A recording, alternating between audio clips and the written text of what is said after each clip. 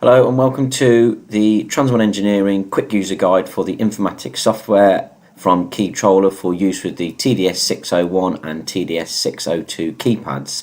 So first thing I'm going to do is just log in to the system.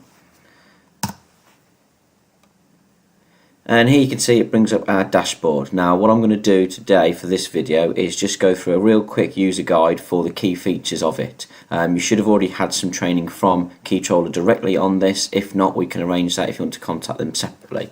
So when you come onto the dashboard, you will see that it gives you quite a lot of information straight to hand. So you've got your instance up here, your impacts, your failed checklist items, your fleet size, so how many vehicles you've got and how many operators you've got. Ours is quite small just because it's a demo. Got usage and efficiency, and then you've got some quick impact reports, utilization reports, efficiency reports, and notifications. Now this dashboard is all information from the last week, so it can tell you the last impact detected, the last failed checklist items. It even goes and gives you quick references such as how many operators you've got expiring, how many vehicles are not started, not reported, things like that.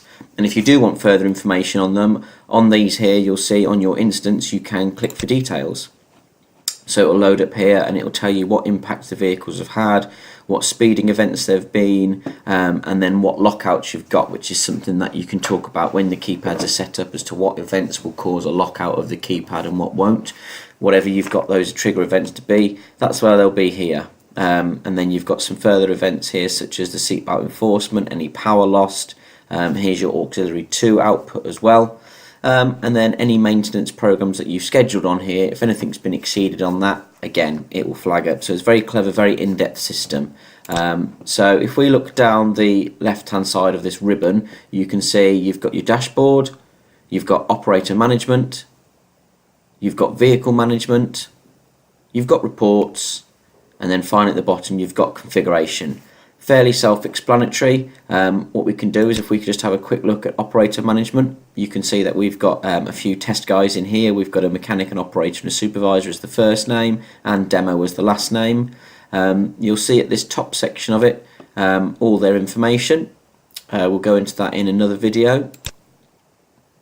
Vehicle management, again I'll go into more depth in another video for you, but you've got your vehicle names, what type of vehicle it is, what the keypad is, what the time zone is. It's very important that you make sure you're putting the time zone on, and then if we move down to reports, you can have all of your reports pulled from here.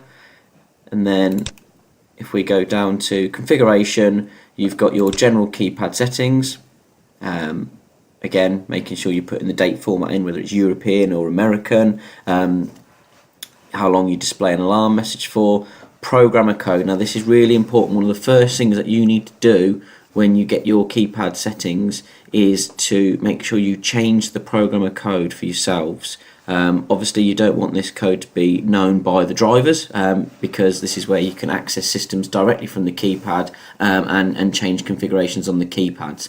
You can actually do a lot of these changes that we're going to go through on the keypad. It's more lengthy, hence why it's easier to do it on the software, but that key code there, 135, that you can see should be changed by yourselves, but one of the first things that you do. We'll go into a lot of these again in another video, but I just wanted to give you a quick overview of how easy the software is to use, and you know how it's laid out so it's not alien to you. So keep watching and I'll keep you posted on some more videos.